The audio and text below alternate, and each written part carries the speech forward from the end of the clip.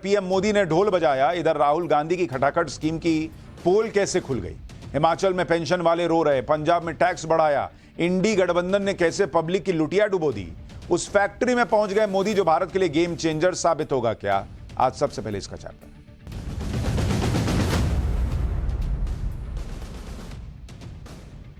बीते 10 साल से देश नरेंद्र मोदी के विकास का मॉडल तो देख ही रहा है, लेकिन इंडी गठबंधन जो ये फ्री दे देंगे, वो फ्री दे देंगे, ओल्ड पेंशन स्कीम भी दे देंगे। यार क्या बात कर रहे हो, एक बार तुम वोट तो दो।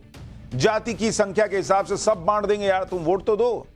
ऐसे ऐसे टाइप के वादे करके इंडी गठबंधन के दल जहां जहां भी सत्ता में आए, यही था उनका मॉडल ना भाई। उस मॉडल की सच्चाई भी अब देश देख रहा है।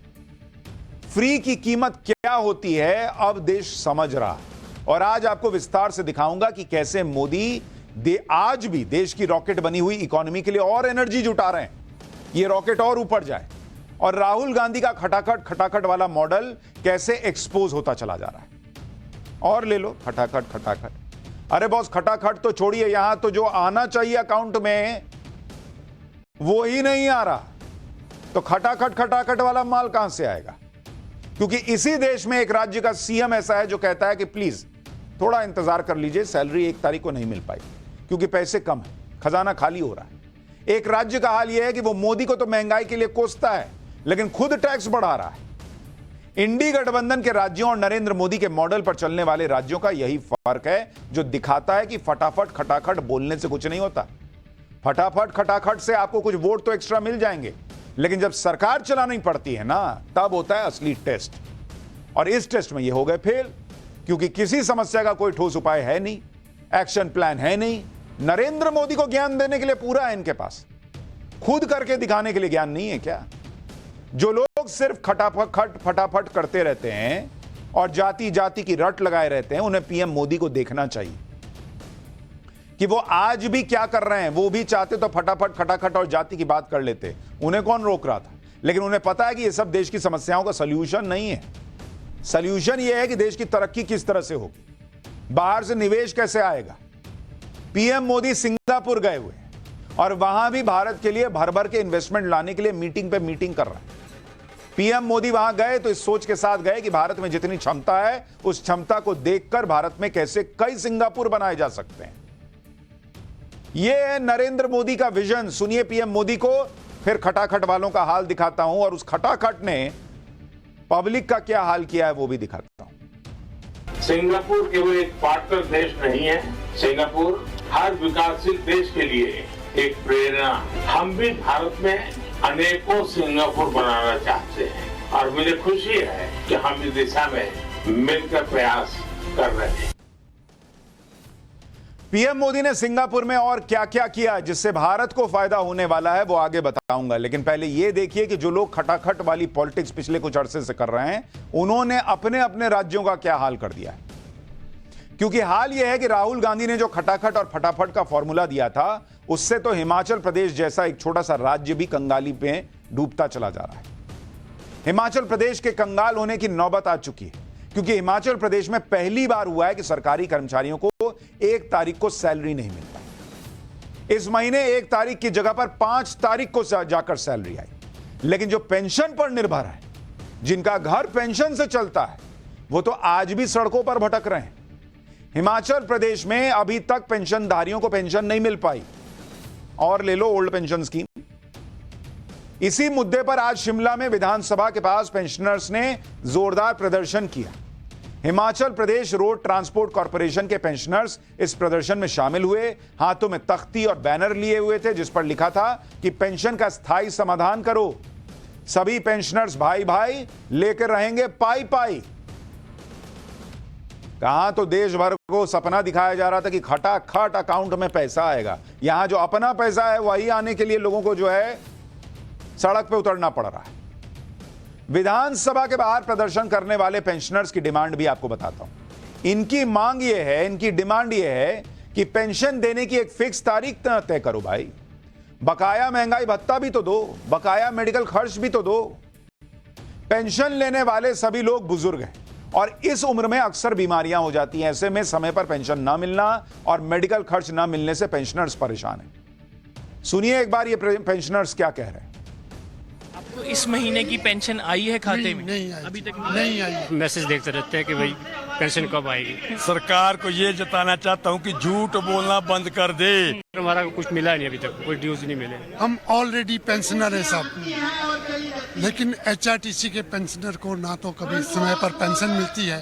डेट फिक्स है लेकिन आगे पीछे मिलती है, कभी 11 तारीख, कोई 15 तारीख, कोई 10 तारीख को ऐसे। पिछले 2 साल से किसी को जो बीमारी के चिकित्सा के पैसे वो आज तक नहीं दिए गए। पर इन्हें आज तक शर्म नहीं आई कि हमारे को कभी बातचीत में बुलाया जाए। यह खबर सिर्फ हिमाचल प्रदेश से जुड़ी हुई नहीं है बॉस, यह देश के लिए बड़ी खबर है कि अगर इकोनॉमी को लेकर आपकी सोच क्लियर नहीं है, आपको सिर्फ कुर्सी दिखती है, तो कैसे कैसे संकट आ सकते हैं। हिमाचल प्रदेश के मुख्यमंत्री सुखविंदर सिंह सुक्खू सैलरी और पेंशन में देरी को रणनीतिक फैसला बता रहे हैं, जिससे राज्य को फायदा होगा। हिमाचल प्रदेश के सीएम सुक्खू का कहना है कि हिमाचल प्रदेश में सैलरी और पेंशन पर प्रति महीना 2000 करोड़ का खर्च है। 1 तारीख को सैलरी देने के लिए बाजार से 7.5% की दर से लोन लेना पड़ता। देरी से सैलरी और पेंशन देने पर सालाना 36 करोड़ रुपए बचेंगे। इस लॉजिक के हिसाब से सैलरी जितना देरी से देंगे उतना फायदा होगा, लेकिन सैलरी पेंशन देर से मिलने पर लोगों का कितना नुकसान होगा, इस पर सुक्खू कुछ नहीं बोल रहे। इस पर राहुल गांधी नहीं बोल रहे, जो कह रहे हैं कि देश विपक्ष चला रहा है। कल ही आपको बयान सुनाया था मैंने, उन्होंने कहा देश विपक्ष चला रहा है। अरे बॉस, जो राज्य है आपके पास वो तो पहले चला के दिखाइए। और अगर इतने पैसे की किल्लत है कि देर से सैलरी देंगे तो इतना पैसा बचेगा, तो ओल्ड पेंशन स्कीम लाने की बात क्यों की है? सैलरी पेंशन में देरी के मुद्दे पर बीजेपी सरकार पर हमलावर है। बीजेपी कह रही है कि हिमाचल प्रदेश पूरी तरह से केंद्र सरकार पर निर्भर हो गया है। दूसरी तरफ हिमाचल सरकार के मंत्री कह रहे हैं कि आर्थिक संकट जरूर है, लेकिन उसके लिए कदम उठाए जा रहे हैं। सुनिए एक बार। आवश्यकता 2000 करोड़ रुपए की, और वो कह रहे हैं कि 2 करोड़ बचाएंगे, 3 करोड़ बचाएंगे। ठीक है, वो भी बचाएं, उसमें हमें कोई आपत्ति नहीं है, वो उनको करना चाहिए। पूरा का पूरा हिमाचल आधारित हो गया है केंद्र पर।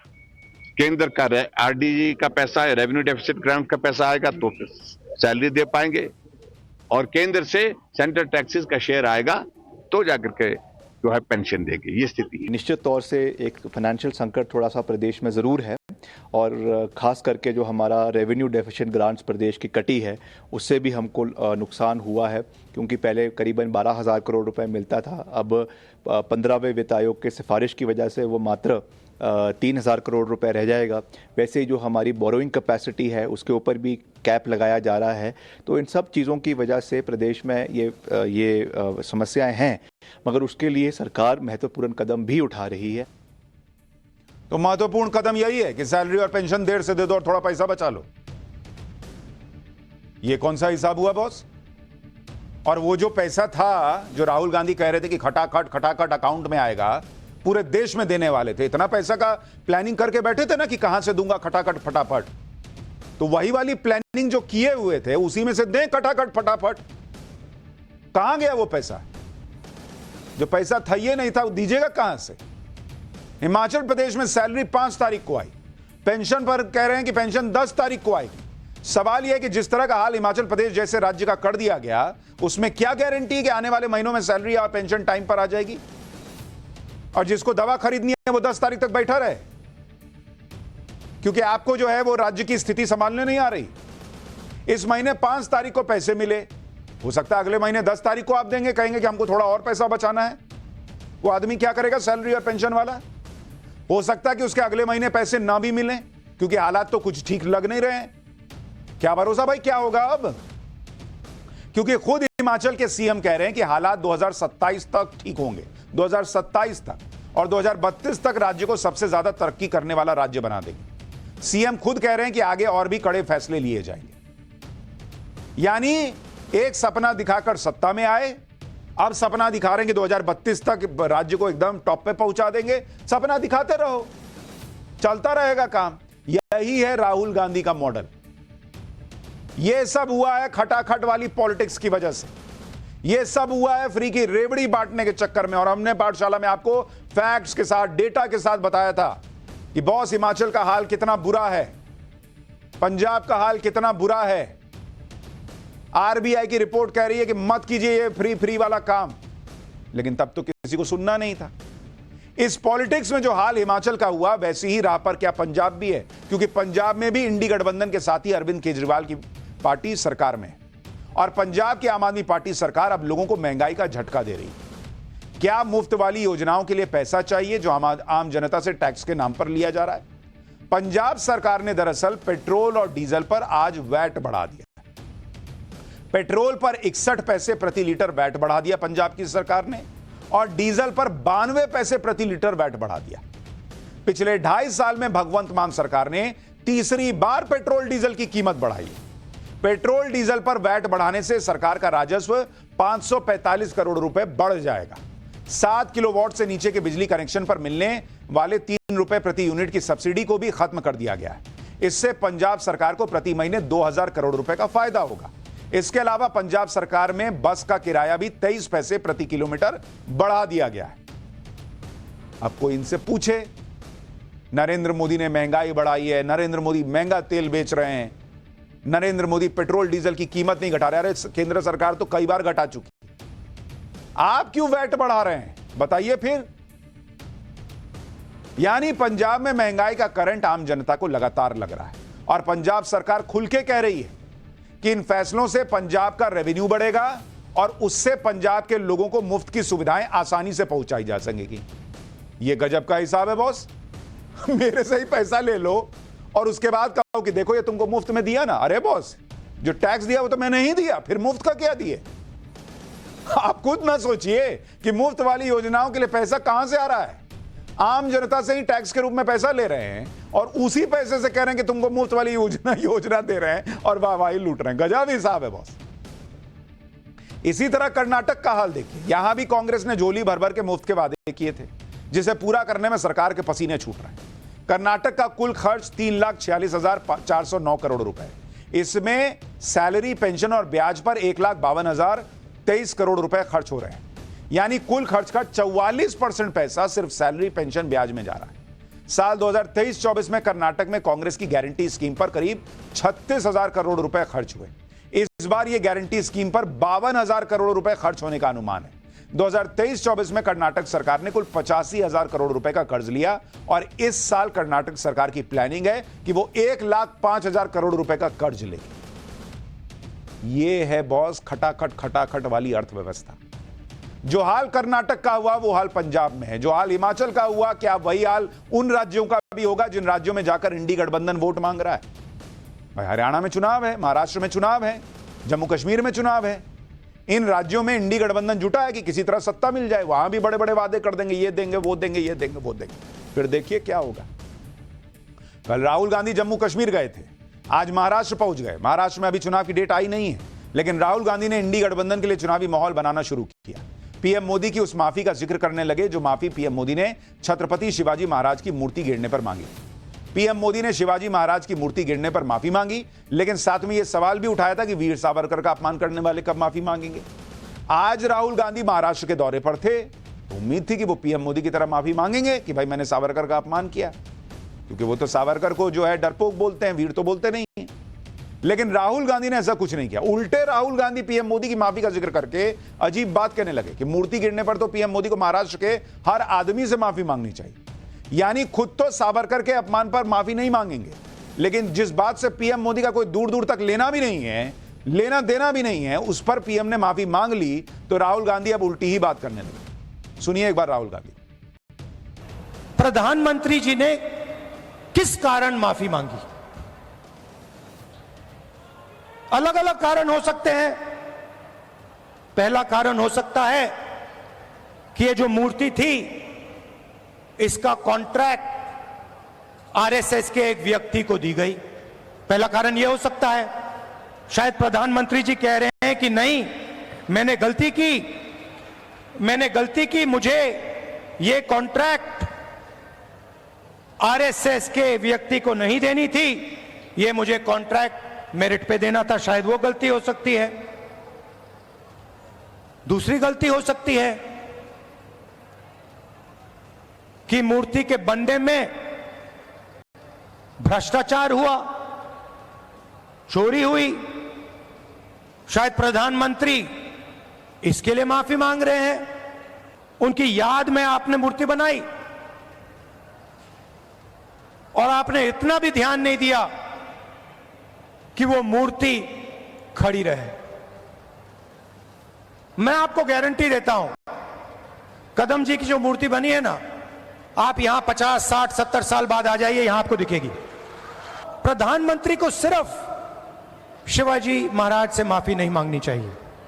अगर माफी मांग रहे हैं तो महाराष्ट्र के हर व्यक्ति से माफी मांगनी चाहिए। अब मूर्ति टूटने की घटना में ही आप पीएम मोदी और राहुल गांधी की पॉलिटिक्स का अंतर समझिए। पीएम मोदी ने बिना देरी किए महाराष्ट्र में शिवाजी महाराज की मूर्ति टूटने पर माफी मांगी और इस बात को आगे बढ़ने नहीं दिया। विपक्ष को कोई मौका नहीं दिया कि वो इसे मुद्दा बनाए, लोगों की भावनाओं को आहत करे, क्योंकि पीएम मोदी ये समझते थे कि खासकर महाराष्ट्र में लोगों का छत्रपति शिवाजी महाराज से कितना अटैचमेंट है। दूसरी तरफ राहुल गांधी ने वीर सावरकर को लेकर कोई माफी नहीं मांगी, जबकि महाराष्ट्र में वीर सावरकर के प्रति लोगों की श्रद्धा है। वीर सावरकर का जन्म महाराष्ट्र के नासिक में हुआ था। मराठी समाज उनका नाम बहुत सम्मान से लेता है। वीर सावरकर का जन्म चित्पावन ब्राह्मण के घर में हुआ था और महाराष्ट्र में चित्पावन ब्राह्मण के जुड़े वोटरों की अच्छी खासी संख्या भी है। दूसरी बात यह कि राहुल गांधी के सहयोगी उद्धव ठाकरे की पार्टी भी वीर सावरकर को अपना आदर्श मानती है। इस मुद्दे पर शिवसेना, यूबीटी और कांग्रेस के बीच टकराव भी हो चुका है। अहम बात यह भी है कि आज इंडी गठबंधन ने महाराष्ट्र में चुनावी प्रचार का आगाज किया। राहुल गांधी की रैली में शरद पवार भी मौजूद थे, लेकिन उद्धव ठाकरे नहीं आए। उद्धव ठाकरे के ना आने पर सवाल भी उठने लगे। हालांकि कांग्रेस और शिवसेना की तरफ से सफाई दी गई कि उद्धव ठाकरे का कार्यक्रम पहले से तय था, इसलिए वो नहीं आए। लेकिन जब राज्य में चुनाव आने वाले हों, बड़ी रैली हो रही हो और उस रैली में गठबंधन के बड़े नेता ना आए तो सवाल तो उठेंगे। यह बात भी कही जा रही है कि हो सकता है कि उद्धव ठाकरे इस बात से नाराज हों कि कांग्रेस और एनसीपी उनकी बात नहीं मान रही। उद्धव ठाकरे चाहते हैं कि चुनाव में उतरने से पहले ही सीएम का चेहरा घोषित किया जाए, जबकि कांग्रेस और एनसीपी इस पर राजी नहीं है। महाराष्ट्र में रैली के दौरान भी राहुल गांधी ने जातिगत जनगणना का जिक्र किया। राहुल गांधी ने कहा कि वो किसी भी कीमत पर जाति जनगणना करवाकर दिखाएंगे। एक बार यह बात भी सुनिए, फिर इस पे भी दिखाता हूं कि इनका कंफ्यूजन क्या है।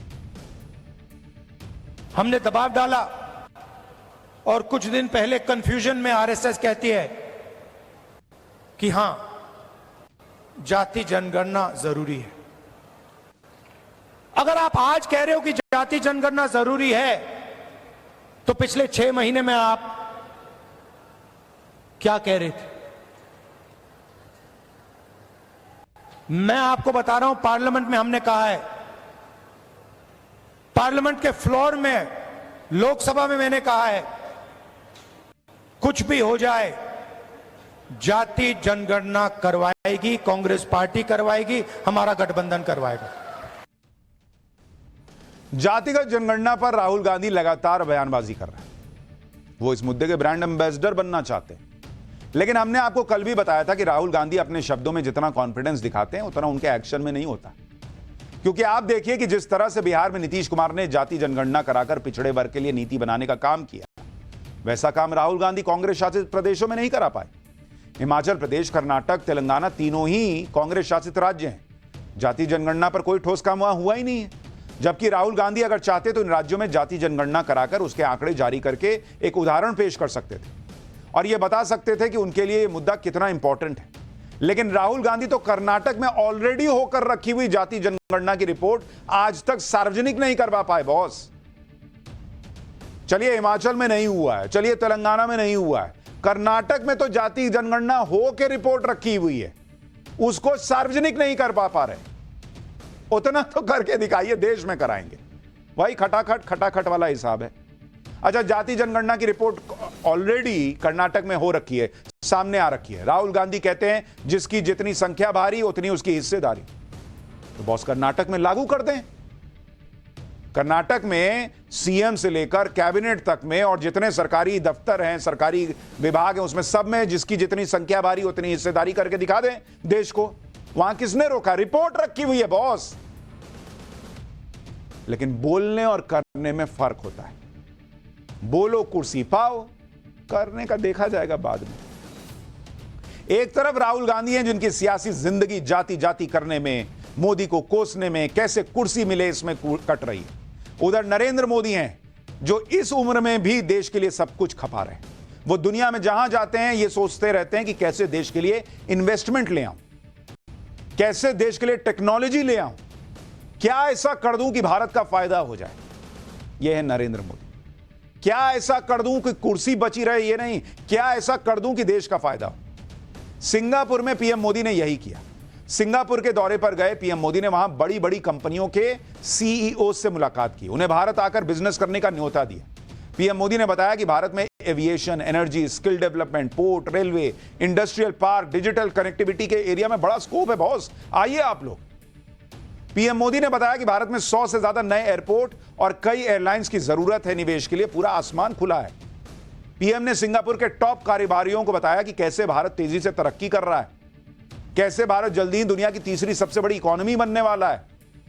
उन्होंने टॉप कंपनियों के अधिकारियों को बताया कि कैसे उनकी सरकार इंफ्रास्ट्रक्चर डेवलपमेंट को लगातार बढ़ा रही है, अलग लेवल पे ले गई है। प्रधानमंत्री ने सिंगापुर में इन्वेस्ट इंडिया का ऑफिस सेटअप करने का भी ऐलान किया। टॉप सीईओज ने भी भारत में और निवेश की इच्छा जताई है। यह होता है एक नेता का कमिटमेंट। और ऐसा नहीं कि बस कुछ कारोबारियों से मिलकर फोटो खिंचवा ली और काम हो गया। पीएम मोदी ने एक एक डिटेल बताई कि क्यों दुनिया के लिए भारत में निवेश करना फायदे का सौदा है। एक बार आप पीएम मोदी को सुनिए, वो क्या कह रहे हैं, आपको उनकी बातों से समझ आ जाएगा कि वो किस तरह का इंटरैक्शन करते हैं। पॉपुलेशन के हिसाब से दुनिया में हमारा जितना है हिस्सा, पहली बार हम उस स्थिति पर पहुंचे हैं कि हमारे पॉपुलेशन का जितना परसेंटेज है उतना ही परसेंटेज, उससे +1 हम ग्लोबल गुड में कंट्रीब्यूट कर रहे हैं। भारत में जो सरकार है वो सरकार पिछले 10 साल में जो काम किया है उससे 3 गुना काम इस 5 साल में करने के मिजाज से काम कर रही है। वो विश्वास लेकर के हम कर रहे हैं। अभी मेरी सरकार को 100 दिन नहीं हुए हैं, लेकिन 100 डेज के अंदर सिर्फ हमारे जो नीति निर्णय हुए हैं, शायद दुनिया के किसी देश में 5 साल में जो निर्णय नहीं हो सकते होंगे वो मेरे 100 डेज में हुए हैं। सबसे आग्रह करूंगा कि अवसर हैं, अवसर को जाने मत दीजिए, और जितने भी नए क्षेत्रों में आप आना चाहते हैं मैं तैयार हूं। कुछ क्षेत्र ऐसे होंगे कि जिसमें शायद हमारे पास नीति नहीं होगी, आप लेकर के आइए, मैं नई नीति बनाने के लिए तैयार हूं। पीएम मोदी के सिंगापुर दौरे का एक फोकस सेमीकंडक्टर पर भी रहा, जिस पर पीएम मोदी पूरा जोर पिछले कुछ वक्त से लगाए हुए। पीएम मोदी भारत को सेमीकंडक्टर का हब बनाना चाहते हैं, क्योंकि सेमीकंडक्टर ही वो चीज है जिससे आपके कंप्यूटर से लेकर मोबाइल तक में लगने वाली चिप बनती है। ये समझ लीजिए कि सेमीकंडक्टर से बनने वाली चिप नए जमाने के लिए वो फ्यूज है जिससे हर कोई पाना चाहता है, फ्यूएल है जिसे हर कोई पाना चाहता है। चिप बनाने की टेक्नोलॉजी को लेकर अमेरिका और चीन तक भिड़ चुके हैं। पीएम मोदी की भी कोशिश है कि वो इस क्षेत्र में भारत को आत्मनिर्भर बनाए, इसलिए उनकी सरकार लगातार सेमीकंडक्टर पर जोर दे रही है। भारत में सेमीकंडक्टर प्लांट लगाने के लिए लगातार डील्स चल रही हैं। आज पीएम मोदी ने सिंगापुर के प्रधानमंत्री के साथ एक AEM होल्डिंग सेमीकंडक्टर फैक्ट्री का दौरा भी किया। पीएम मोदी ने उस फैक्ट्री में जाकर एक एक चीज को बारीकी से देखा और समझा। पीएम मोदी के दौरे पर सिंगापुर और भारत के बीच जिन 4 सेक्टर्स में समझौते हुए हैं उसमें सेमीकंडक्टर भी एक है। सिंगापुर वो देश है जहां सेमीकंडक्टर की सबसे बड़ी कंपनियां मौजूद हैं। दुनिया की 10% चिप सिंगापुर में बनती है। सेमीकंडक्टर के 10 से 15% उपकरण सिंगापुर में बनते हैं। भारत और सिंगापुर के बीच semiconductor, digital corporation, education, skill development और हेल्थ मेडिसिन के क्षेत्र में डील हुई है। इस डील के तहत सिंगापुर और भारत मिलकर सेमीकंडक्टर के सेक्टर में काम करें। एक तरफ तो दुनिया भारत की इस क्षमता पर भरोसा कर ही रही है कि भारत के साथ जुड़ेंगे, भारत के साथ व्यापार करेंगे तो फायदा होगा। दूसरी तरफ दुनिया भारत की उस क्षमता पर भी भरोसा कर रही है जिसमें भारत बड़े से बड़े संकट में बीच बचाव कर सकता है। मोदी है तो मुमकिन है, यह दुनिया को भी लगने लगा है। आज भारत की बात दुनिया मानने को तैयार है। यहां तक कि आपस में जो कट्टर दुश्मन है वो कट्टर दुश्मन भी भारत को अपना दोस्त मानते हैं। और यही वजह है कि रूस के राष्ट्रपति व्लादिमीर पुतिन ने बड़ी बात कह दी कि वो यूक्रेन युद्ध में समझौते को लेकर बातचीत के लिए तैयार हैं। और अगर कोई मध्यस्थता करवा सकता है तो उनमें रूस के सबसे गहरे दोस्त भारत की अहम भूमिका होगी। ये रूस के राष्ट्रपति कह रहे हैं बॉस कि मैं ठीक है, मैं डील कर लूंगा, लेकिन इंडिया होना चाहिए डील कराने के लिए। रूस के राष्ट्रपति पुतिन ने कहा कि वो अपने दोस्तों और साझेदारों का सम्मान करते हैं, ऐसे साझेदार जो सभी मुद्दों को हल करने में ईमानदारी से रुचि लेते हैं। इन साझेदारों में सबसे पहले और सबसे अहम भारत, चीन और ब्राजील है। यूक्रेन के साथ शांति वार्ता के लिए भारत, चीन और ब्राजील संभावित मध्यस्थ हो सकते हैं। जंग के पहले हफ्ते में ही रूस और यूक्रेन में शुरुआती सहमति बन गई थी, जो लागू नहीं हुई। उसी आधार पर फिर से बातचीत शुरू की जा सकती है। पुतिन के इस बयान की आज दुनिया भर में चर्चा हो रही है। लोग कह रहे हैं कि यह कहना बड़ी बात है कि यूक्रेन रूस का युद्ध भारत रुकवा सकता है। और ये नरेंद्र मोदी हैं जो अभी गए थे और वहां समझा के आए थे कि भाई क्या ही कर रहे हो यार, ये समय है लड़ाई का। फिर यूक्रेन गए, वहां उसको समझा के आए कि हम जो है वो इसमें पूरे मामले में जो है हमने साइड ली है और हमने शांति की साइड ली है। और आज इंडिया की स्थिति देखिए बॉस, इंडिया का लेवल देखिए कि पुतिन कह रहा है कि भाई इंडिया करवा सकता है तो मैं तैयार हूं। एक तरफ पुतिन को पीएम मोदी से उम्मीद है कि वो युद्ध रुकवाने में मदद कर सकते हैं, दूसरी तरफ अमेरिका को भी भारत से ही उम्मीद है। पिछले हफ्ते जियोपॉलिटिक्स को लेकर अमेरिका के राष्ट्रपति जो बाइडेन ने भी पीएम मोदी से बात की थी। दुनिया के दो कट्टर दुश्मन देशों के नेता पीएम मोदी से बात कर रहे हैं और भारत ही वो देश है जो एक साथ रूस और अमेरिका दोनों से अच्छे तरीके से डील करता है। यहां कॉलेज, स्कूल में, ऑफिस में ऐसी दोस्ती नहीं चल पाती। लोग गिनाने लगते हैं कि यार वो मेरे से उसका झगड़ा हो रखा, तुम उसी के साथ चाय पी रहे हो या तुम उससे क्यों बात कर रहे हो, देखते नहीं हो मेरे से कैसे बात करता है। यहां दो लोगों में ऐसी दोस्ती नहीं चल पाती। और नरेंद्र मोदी ने आज भारत को ऐसा बना के रखा है कि अमेरिका और रूस एक दूसरे की शक्ल नहीं देखना चाहते, लेकिन दोनों नरेंद्र मोदी से दोस्ती की और भारत दोनों से दोस्ती निभा रहा है। यह होता है विजन, यह होती है सोच। बाकी तो खटाखट चल ही रहा है। पाठशाला में अब अगली क्लास। हिमाचल प्रदेश में एक मस्जिद के लिए सड़क पर क्यों उतरे हजारों लोग? कांग्रेस के नेता क्यों कह रहे हैं मस्जिद को गिरा देना चाहिए? देखिए जरा।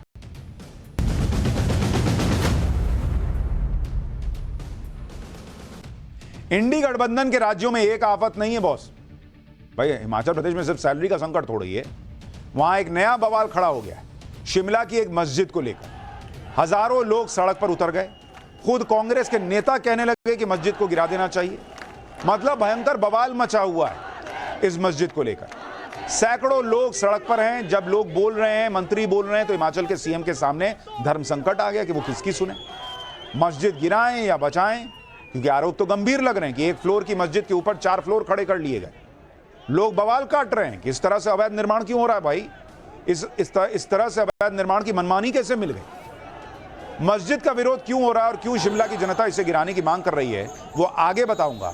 लेकिन जरा पहले प्रदर्शन की तस्वीरें देखिए। दोपहर करीब 12 बजे तक सब शांत था, लेकिन अचानक हजारों लोगों की भीड़ संजौली में बन रही मस्जिद के विरोध में सड़क पर आ गई। ये लोग हाथों में बैनर और पोस्टर लेकर प्रदर्शन कर रहे थे। लोगों की मांग थी कि जब मस्जिद की इजाजत नहीं तो निर्माण कैसे हो गया और अवैध निर्माण को रोका क्यों नहीं गया। लोगों ने प्रदर्शन से पहले बैनर लेकर रैली भी निकाली। ये पूरा प्रदर्शन देवभूमि क्षत्रिय संगठन के बैनर तले हुए। हंगामे की आशंका को देखते हुए प्रशासन ने जहां विवादित मस्जिद बनाई गई है वहां प्रदर्शन की इजाजत नहीं दी थी। प्रशासन ने संजौली की जगह चौड़ा मैदान में प्रदर्शन की इजाजत दी, लेकिन हजारों लोग संजौली चौक पर रैली निकालते हुए पहुंच गए। यह सारा हंगामा और बवाल जिस मस्जिद के लिए हुआ उसके बारे में बताता हूं, लेकिन जरा एक बार वहां जो प्रदर्शन हुआ है उसकी फुल फ्रेम तस्वीरें दिखाई।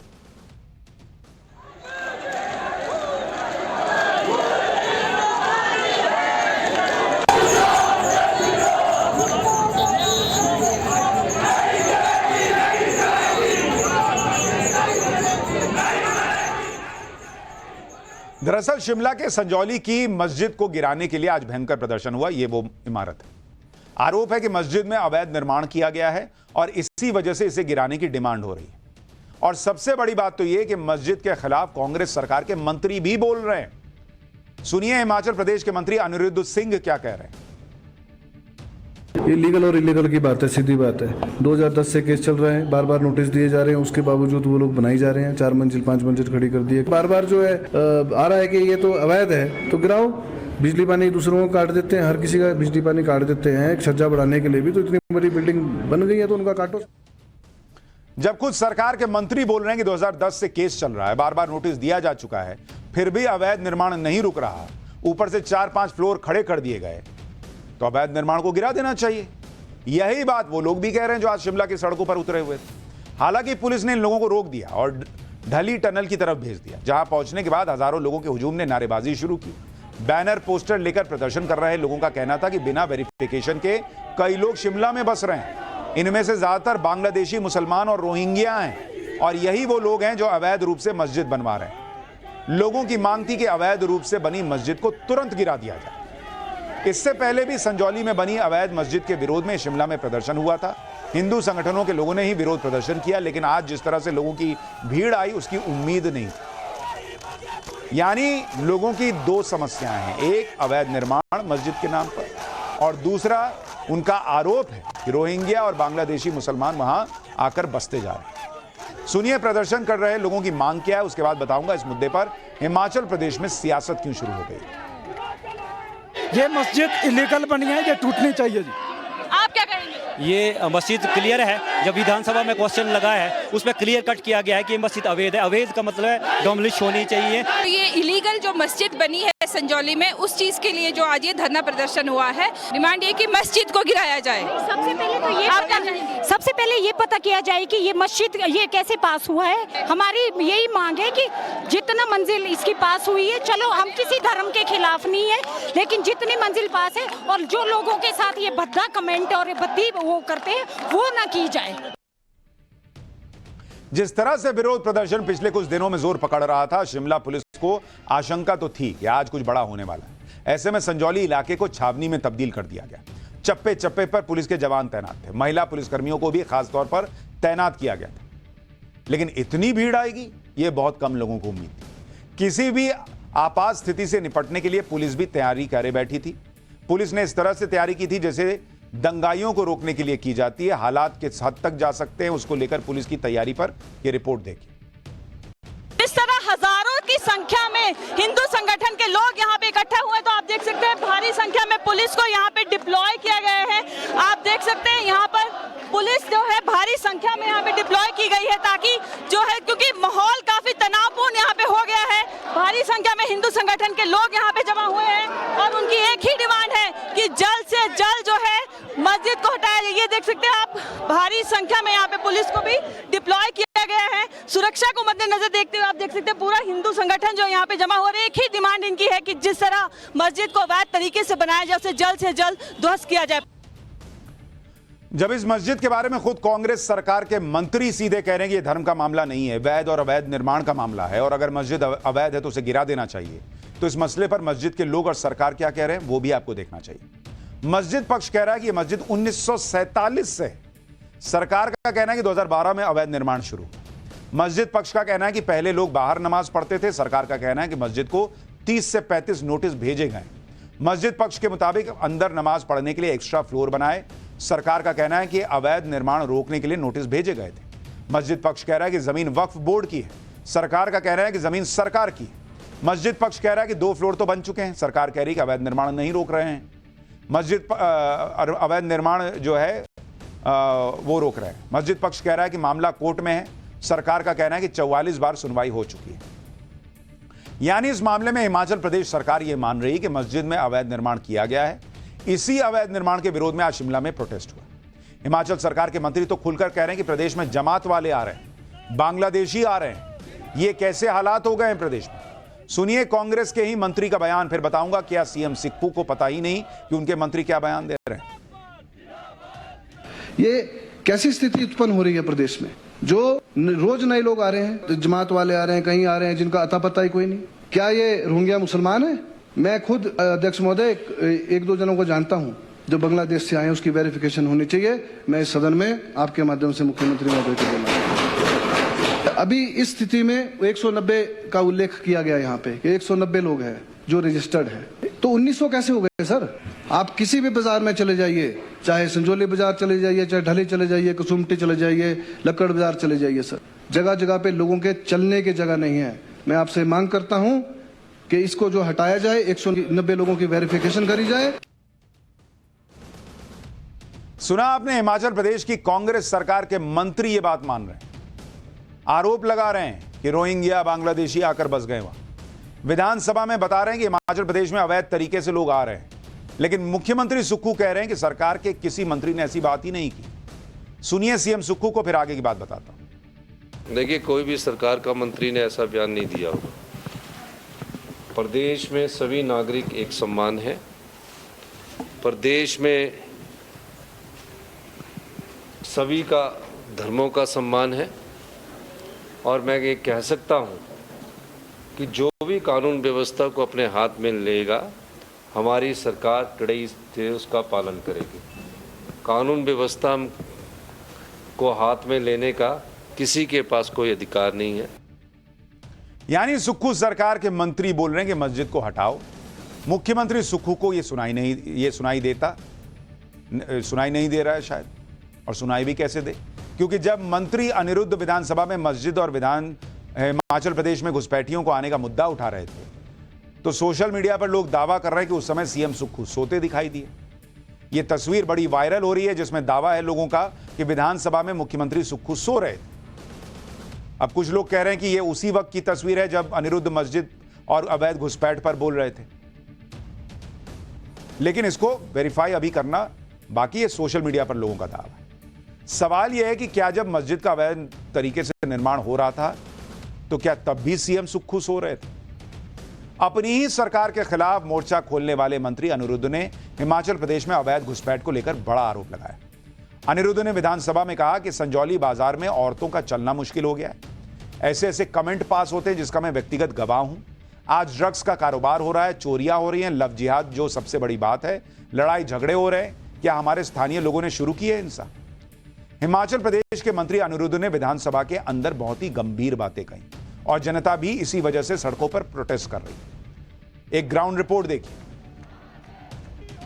ये तस्वीर आप देख सकते हैं कि किस तरह से लोग सड़कों पे उतरे हुए हैं। सुबह से इसी तरह प्रोटेस्ट चल रहा है और ये लोग कह रहे हैं कि ये प्रोटेस्ट बंद नहीं होगा, ये इसी तरह से चलेगा जब तक वो निर्माण नहीं हटता। इल्लीगल कंस्ट्रक्शन मस्जिद की, वहाँ पे आके जो लोग रहते हैं वो यहाँ पे लड़कियाँ छेड़ते हैं, वो यहाँ का माहौल खराब करते हैं।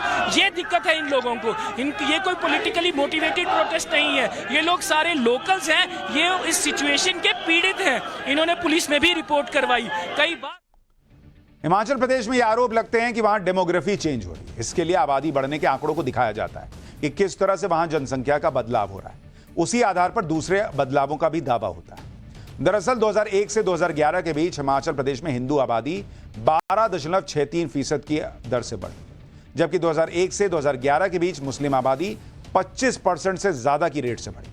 फरवरी 2022 में हिमाचल वक्फ बोर्ड के पास 4,494 संपत्तियां, 2024 में हिमाचल प्रदेश वक्फ बोर्ड के पास 5,343 संपत्तियां हैं। यानी 2 साल में वक्फ बोर्ड की 849 संपत्ति बढ़ गई और इसीलिए लोग सवाल उठा रहे हैं।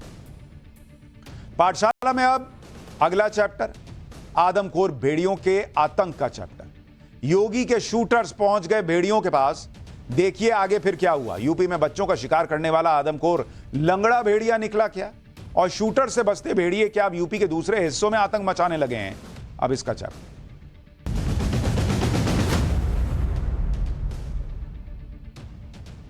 यूपी में जो आदमखोर भेड़ियों का आतंक है उसकी चर्चा देश भर में।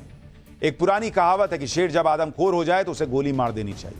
यह कहावत अब यूपी में आतंक का पर्याय बन चुके आदमखोर भेड़ियों के लिए सच साबित होती दिख रही है,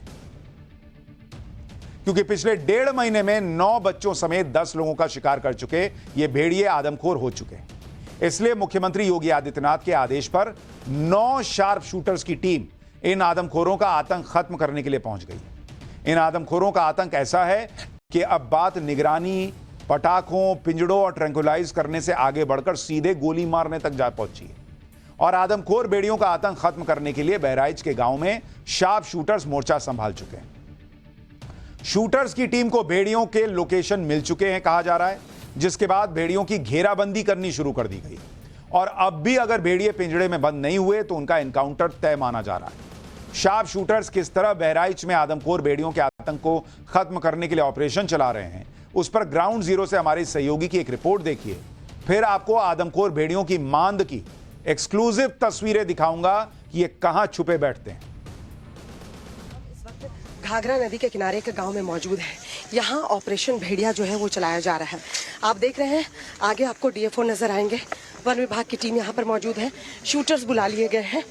आज हम टाइम्स नाउ भारत पर आपको दिखाएंगे लाइव ऑपरेशन भेड़िया। बताया जा रहा है कि इस इलाके में भेड़िए को ट्रेस किया गया है।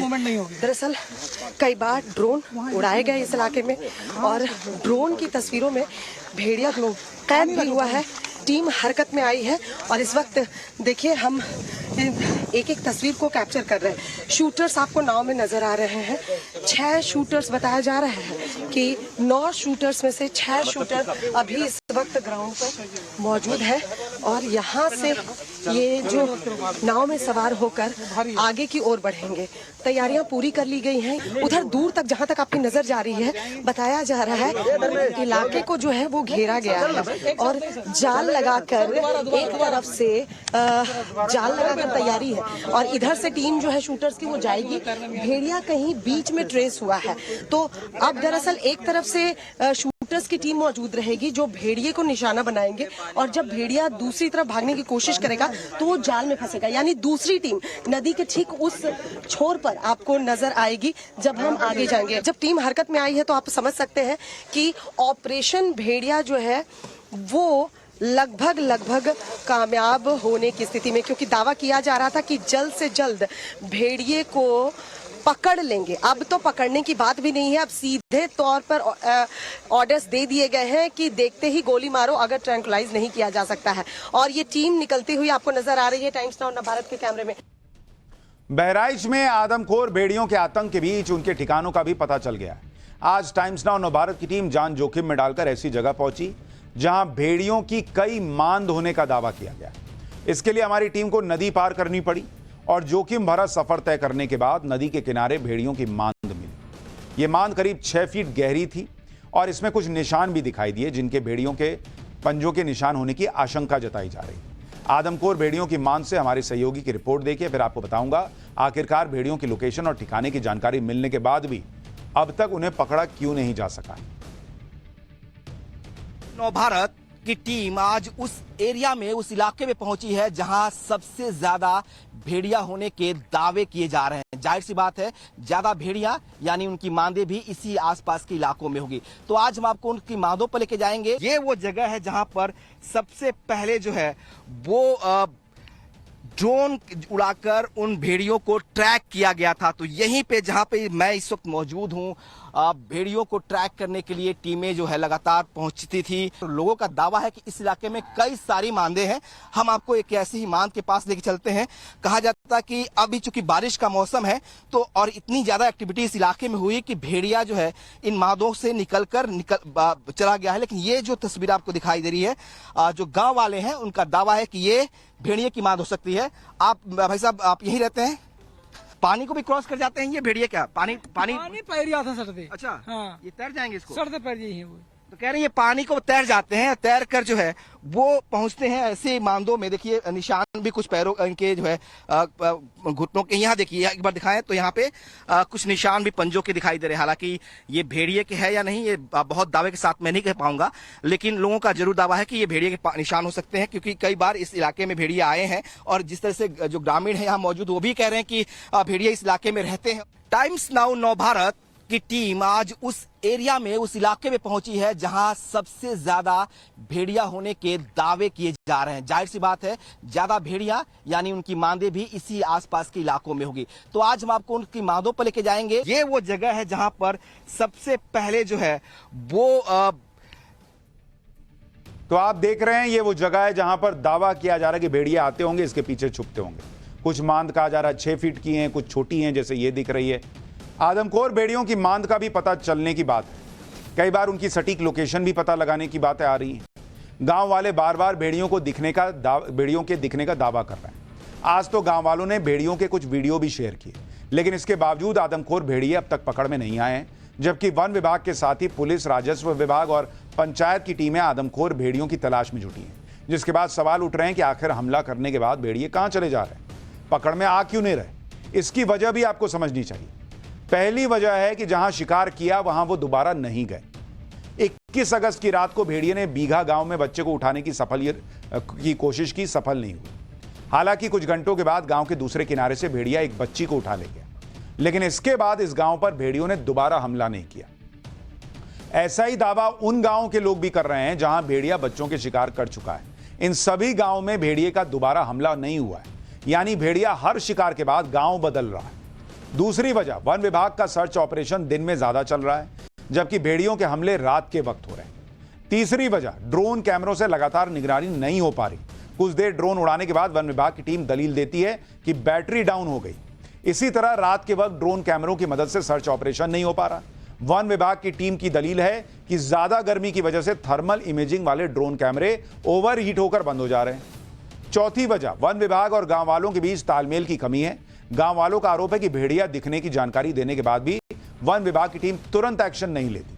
उल्टा गांव वालों से भेड़िया दिखने का वीडियो सबूत के तौर पर मांगा जाता है।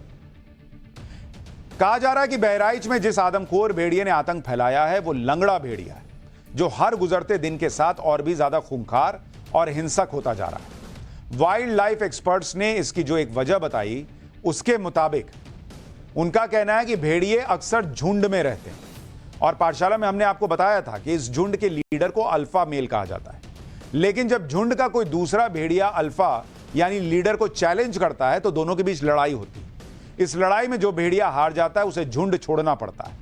ऐसे में आशंका जताई जा रही है कि जो भेड़िया बहराइच के गांव में बच्चों का शिकार कर रहा है उसे झुंड से निकाला जा चुका है, और झुंड में हुए आपसी संघर्ष में वो लंगड़ा हो चुका है, जिसकी वजह से वो जंगल में शिकार नहीं कर पा रहा, और इंसानों का खून मुंह में लगने के बाद आदमखोर हो चुका है। इस बीच बहराइच में भेड़ियों के आतंक को लेकर अब बदले वाली थ्योरी भी सामने आ गई।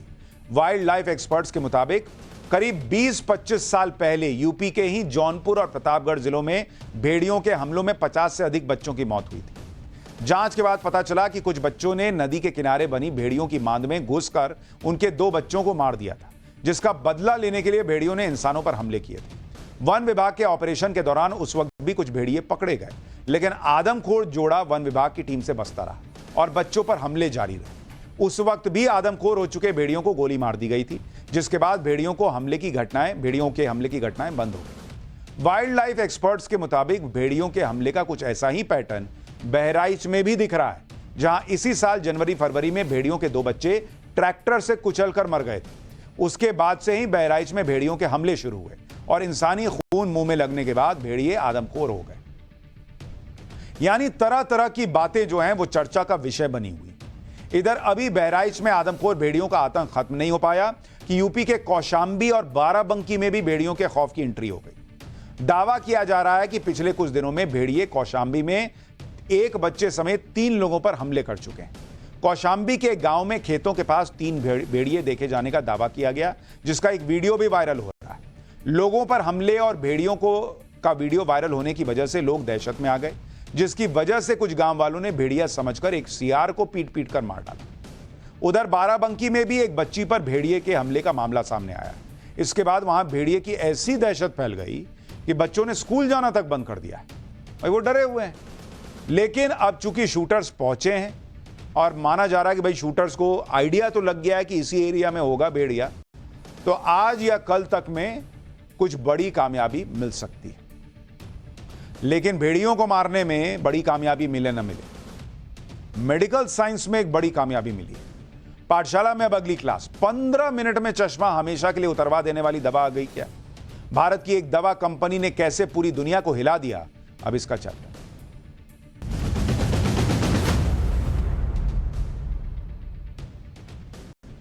भारत के लगभग हर घर में नजर का चश्मा पहना जाता है। आजकल तो बड़े बुजुर्ग, युवाओं के अलावा छोटे छोटे बच्चे भी चश्मे पहनते हुए दिखाई देते हैं। चश्मा पहनने वालों के साथ सबसे बड़ी दिक्कत यह है कि कभी आईसाइट बदल जाती है, कभी चश्मे का नंबर बदलता है, कई बार चश्मा टूट जाता है। ये सभी ऐसे तमाम झंझट हैं जिससे आपके चश्मे की दुकान पर चक्कर लगते रहते हैं। पाठशाला शुरू हो गई, चश्मा पास में नहीं, अरे कहाँ रख दिए ढूंढना पड़ता है। लेकिन अब आपको यह जानकर हैरानी होगी कि एक ऐसी आई ड्रॉप आ गई है जो आपकी आंखों से चश्मे को हमेशा के लिए हटा देगी। भारत की एक दवा कंपनी ने ऐसी आई ड्रॉप तैयार कर ली है जो आंखों में डालते ही आई विजन यानी आंखों की रोशनी को ठीक करना शुरू कर देती है। इस कंपनी का दावा है कि इनकी नई आई ड्रॉप मात्र 15 मिनट के अंदर आंखों पर काम करना शुरू कर देती। सबसे बड़ी बात यह है कि इस नई आई ड्रॉप को भारत सरकार से मान्यता भी मिल गई है और यह जल्दी ही बाजार में आने वाली है। इस आई ड्रॉप के रिजल्ट देखकर लोग इस बात की चर्चा कर रहे हैं कि इस आई ड्रॉप के आने के बाद चश्मे और कॉन्टैक्ट लेंस के बिजनेस वालों की शामत आने वाली है, क्योंकि जब सब कुछ साफ साफ ही दिखने लगेगा तो कोई चश्मा क्यों पहनेगा भाई। इस आई ड्रॉप से चश्मे और कॉन्टैक्ट लेंस की दुकानों पर किस तरह संकट आने वाला है उसके बारे में आगे बताऊंगा, लेकिन उससे पहले स्वदेशी तकनीक से तैयार आई ड्रॉप के बारे में बताता हूं जिसने पूरी दुनिया में तहलका मचा दिया। दरअसल भारतीय दवा कंपनी एंटोड फार्मास्यूटिकल्स एक नई आई ड्रॉप बनाने में कामयाब हुई। इसका नाम रखा गया है प्रेजवू आई ड्रॉप। इस आई ड्रॉप को भारत सरकार के औषधि महानियंत्रक यानी डीसीजीआई ने मंजूरी दे दी। कंपनी का दावा है कि यह आई ड्रॉप भारत में अपनी तरह की पहली आई ड्रॉप है जो प्रेसबायोपिया के इलाज के लिए बनाई गई। प्रेसबायोपिया नाम की बीमारी में बढ़ती उम्र के साथ आंखों की समस्या होने लगती है। इस बीमारी में आमतौर पर पास की चीजें धुंधली दिखाई देती हैं। यह समस्या अमूमन 40 साल की उम्र के बाद शुरू हो जाती। भारत में करीब 20 करोड़ लोग और पूरी दुनिया में लगभग 180 करोड़ लोग इस बीमारी से जूझ रहे हैं। दवा कंपनी के मुताबिक यह आई ड्रॉप अगले महीने अक्टूबर से बाजार में मिलनी शुरू हो जाएगी। इस आई ड्रॉप की कीमत 350 रुपए रखी गई, यानी चश्मे और कॉन्टैक्ट लेंस के खर्चे के हिसाब से यह कीमत बहुत कम है। कंपनी का यह भी दावा है कि इस आई ड्रॉप के इस्तेमाल से न सिर्फ चश्मे से छुटकारा मिलेगा बल्कि आंखों की दूसरी दिक्कतें भी कंट्रोल में रहेंगी। इस दवा में इस्तेमाल की गई तकनीक के बारे में भी आपको बताता हूं, जिसके आधार पर कई लेवल के ट्रायल के बाद भारत सरकार ने इसे मान्यता दी। प्रेजवू नाम की इस आई ड्रॉप को तैयार करने में एडवांस डायनामिक बफर टेक्नोलॉजी का इस्तेमाल हुआ है। इस तकनीक में आई ड्रॉप आंखों के पीएच लेवल के हिसाब से खुद को ढाल लेती है। पीएच लेवल में बदलाव होने से आंखों की नजर कमजोर होती है। कंपनी का यह भी दावा है कि इस आई ड्रॉप का असर 15 मिनट में शुरू हो जाता है और 15 दिनों के इस्तेमाल के बाद आंखों की नजर में बदलाव दिखने लगता है। इसके अलावा आंखों के डॉक्टर की सलाह पर तय की डोज के इस्तेमाल से चश्मे की जरूरत भी नहीं पड़ेगी। इस आई ड्रॉप को तैयार करने में पाइलोकार्पिन हाइड्रोक्लोराइड कंपाउंड का इस्तेमाल हुआ है। यह कंपाउंड एक पौधे से मिलता है जिसका इस्तेमाल पुराने जमाने में आंखों को स्वस्थ बनाने के लिए किया जाता था। इस आई ड्रॉप का ट्रायल देश के 10 शहरों के 250 लोगों पर किया गया। इस ट्रायल में 40 से 55 साल की उम्र वाले प्रेसबायोपिया मरीज शामिल थे। इस ट्रायल में लोगों की आंखों की रोशनी बेहतर हुई। इन नतीजों को देखने के बाद ही इस आई ड्रॉप को मान्यता दी गई। दवा कंपनी के मुताबिक इस आई ड्रॉप की मात्र 1 बूंद हर रोज आंख में डालनी पड़ती है और इसका असर लगभग 6 घंटे तक रहता है। यानी इस आई ड्रॉप की 2 बूंद आपकी नजर के साथ साथ नजरिया भी बदल सकती है कि एक बार चश्मा लग जाए तो जिंदगी भर लगाना पड़ता है। अब यह भी समझिए कि यह नई आई ड्रॉप से चश्मे और कॉन्टैक्ट लेंस का बिजनेस करने वाले लोगों के लिए कैसे संकट खड़ा होने वाला है, क्योंकि इस आई ड्रॉप की 2 बूंद अरबों रुपए के आंखों के मार्केट को हिला देगी। भारत में अभी चश्मों का मार्केट करीब 55,000 करोड़ रुपए का है। इसमें नजर के चश्मों का मार्केट 40,000 करोड़ का है और 2033 तक यह मार्केट बढ़कर 1 लाख करोड़ रुपए का हो जाएगा। भारत में चश्मे का मार्केट करीब 12% की ग्रोथ के साथ बढ़ रहा है। भारत में हर साल करीब 2.5 करोड़ लोगों को नजर के चश्मों की जरूरत पड़ती है। बहुत से लोग चश्मे की जगह कॉन्टैक्ट लेंस भी लगाते हैं। देश में कॉन्टैक्ट लेंस का मार्केट 6,644 करोड़ रुपए का है। इसके अलावा बहुत से लोग चश्मा हटवाने के लिए आंखों की लेजर सर्जरी भी करवाते हैं। इसका मार्केट करीब 3,000 करोड़ रुपए का है। भारत में हर साल करीब 7 लाख लोग लेजिक सर्जरी करवाते हैं। इस ऑपरेशन में 30,000 रुपए से लेकर 2 लाख रुपए तक का खर्च आता है। अब आप सोचिए कि जो काम 350 रुपए की आई ड्रॉप कर देगी तो कोई सर्जरी क्यों कराएगा, कोई चश्मा क्यों पहनेगा भाई।